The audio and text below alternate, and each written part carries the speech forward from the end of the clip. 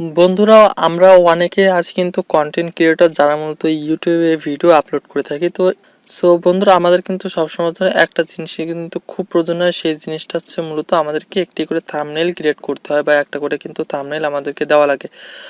আজকে মূলত আমি দেখাবো আপনারা কিভাবে খুব সহজেই কিন্তু আপনারা আপনাদের ইউটিউব চ্যানেলের জন্য থাম্বনেল ক্রিয়েট করতে পারেন। মানে আমি কেমনভাবে থাম্বনেল ক্রিয়েট করি সেটা আজকে আমি আপনাদেরকে দেখাবো। আপনারা খুব সহজে মাত্র একটি ফোন দিয়ে কিন্তু আপনারা আমার মতো করে কিন্তু আপনারা থাম্বনেল তৈরি করতে পারবেন খুব সহজে। আজকের এই ছোট একটি ভিডিওতে যদি কিনা আপনি আমাদের এই চ্যানেলের নতুন দর্শক হয়ে থাকুন, তাহলে অবশ্যই নিচে লাইক বাটন একটা লাইক করে অবশ্যই নিচে সাবস্ক্রাইব বাটন টাচ করে অবশ্যই বেল অপশনে টাচ করে অবশ্যই অল সিলেক্ট করে দিবেন, যাতে করে আমাদের এই চ্যানেলে আপনি সদস্য হয়ে থাকতে পারেন। চলুন শুরু করা যাক। বন্ধুরা, এই থাম্বনেলটি তৈরি করার জন্য মূলত আপনাদেরকে প্রয়োজন হবে একটি অ্যাপ্লিকেশান, যেটার নাম পিক্সেল ল্যাব। আপনারা খুব সহজে গুগল প্লে স্টোর থেকে আপনারা ফ্রি ভার্সন ডাউনলোড করতে পারবেন খুব সহজেই। সর্বপ্রথম আপনারা পিক্সেল ল্যাব অ্যাপটাকে আপনারা ওপেন করবেন। জাস্ট আপনারা সর্বপ্রথমে একটি টেক্সট পেয়ে যাবেন। জাস্ট আপনারা এই জায়গাতে দেখতে পাচ্ছেন একটা ডিলেট বক্স, জাস্ট আপনারা ডিলেট বক্সে একটা টাচ করবেন, তারপর জাস্ট আপনারা এখান থেকে ওকে করে দিবেন। ওকে, ডিলিট করলাম। তারপরে মূলত আপনাদেরকে ইউটিউব থাম্বনেলের সাইজ ক্রিয়েট করতে হবে। জাস্ট আপনারা 3 ডটে একটা টাচ করবেন, তারপরে আপনারা দেখতে পারবেন ইমেজ সাইজ। জাস্ট আপনারা ইমেজ সাইজে একটা টাচ করবেন, টাচ করার পর আপনারা দেখতে পারবেন এই জায়গাতে আছে কাস্টমে একটা টাচ করবেন, টাচ করার পরে আপনারা নিচে দেখতে পাবেন ইউটিউব থাম্বনেল। জাস্ট আপনারা থাম্বনেলে ক্রিয়েট করে জাস্ট ওকেতে টাচ করবেন। ওকে, তারপরে জাস্ট আমরা এই জায়গাতে একটা টাচ করবো, টাচ করার পরে জাস্ট আপনারা এটার কালারকে হোয়াইট করব। জাস্ট এই জায়গা থেকে আমি হোয়াইট কালার সিলেক্ট করে দিলাম, ওকে করলাম। ঠিক আছে, ওকে করবার পরে আমাদেরকে দুইটা শেপ নিতে হবে। ঠিক আছে, আমরা জাস্ট দুইটা শেপ নেব। ফার্স্ট একটি শেপ নিলাম আমরা। জাস্ট প্রথমে আমি আপনাদেরকে দেখাই, আপনারা জাস্ট প্লাসে টাচ করবেন।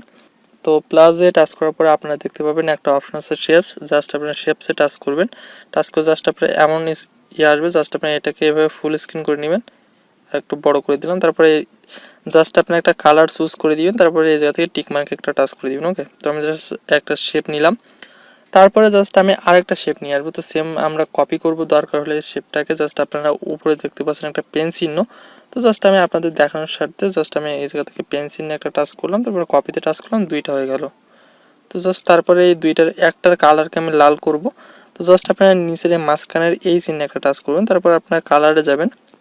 কালার থেকে জাস্ট আপনারা অ্যানাবল করে দিবেন, এবং আপনারা চাইলে কিন্তু নিচ থেকে কালার সিলেক্ট করতে পারেন। তারপর জাস্ট আমি এই জায়গা থেকে টিক মার্কে একটা টাচ করে দিলাম।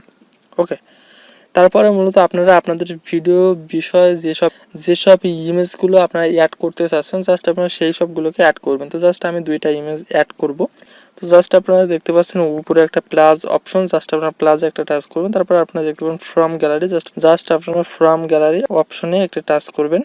ফ্রম গ্যালারি অপশনে টাচ করার পরে আপনারা যে ইমেজগুলোকে মূলত চুজ করতে চাচ্ছেন, জাস্ট আপনারা সেই ইমেজগুলোকে নিয়ে নেবেন। তো আমি ফার্স্টে একটা ইমেজ নিলাম, টিক মার্কে একটা টাচ করলাম, টাচ করে জাস্ট আমি এটাকে ছোট করব, করে এই জায়গাতে বসাবো। আপনারা দেখতে পাচ্ছেন এই ইমেজটা কিন্তু শেপসের উপরে যাচ্ছে। ঠিক আছে, তার জন্য জাস্ট আপনারা এই চিহ্নে একটা টাচ করবেন, টাচ করে জাস্ট আপনারা ছবিটাকে এটার নিচে দিয়ে দেবেন। ওকে, এভাবে টেনে এভাবে নিচে, তারপর দেওয়ার পর দেখতে পাবেন এটা নিচে হয়ে চলে গেল। ঠিক আছে, এমন রাখলাম। তারপরে জাস্ট আপনারা আরেকটা ইমেজকে অ্যাড করবো, সেম প্রসেসে ফ্রম গ্যালারিতে ঢুকবো। ফ্রম গ্যালারিতে যাওয়ার পর জাস্ট আমি একটা ইমেজকে এখান থেকে চুজ করে নিব, এখান থেকে জাস্ট এভাবে রাখলাম। তারপরে জাস্ট আপনারা দেখতে পাচ্ছেন এই ইমেজটাতে কিন্তু একটা সমস্যা হচ্ছে। সেই সমস্যাটা হচ্ছে কিন্তু বন্ধুরা, এই ইমেজটা কিন্তু কেমন একটা কালার দেখা যাচ্ছে। এই কালারটাকে রিমুভ করার জন্য আপনারা এই জায়গাতে একটা অপশন দেখতে পাচ্ছেন ইরেজ কালার। জাস্ট আপনারা ইরেজ কালার টাচ করবেন, তারপরে এই জায়গা থেকে আপনারা অ্যানাবল করে দিবেন। তাহলে দেখতে পারবেন আপনাদের কমপ্লিট হয়ে যাবে। তারপর জাস্ট আপনারা ইমেজটাকে এভাবে বসায় রাখবেন। রাখার পরে তারপরে আপনারা কি করবেন, তারপর জাস্ট আপনারা কোন সাবজেক্ট নিয়ে আপনার থাম্বনেলটা তৈরি করছেন, জাস্ট আপনারা সেই সাবজেক্টটাকে তুলে ধরবেন। জাস্ট আমি প্লাসে গেলাম, তারপর আমি গেলাম টেক্সটে গিয়ে জাস্ট আপনারা যে টেক্সটটা করতে চাচ্ছেন, আমি জাস্ট সেই টেক্সটটা করবো। ওকে, আমি জাস্ট এটাকে মিন করলাম। তারপরে আপনারা দেখতে পাচ্ছেন এই অ্যাপসে কিন্তু ডিফল্ট বাংলা কোনো ফন্ট নেই।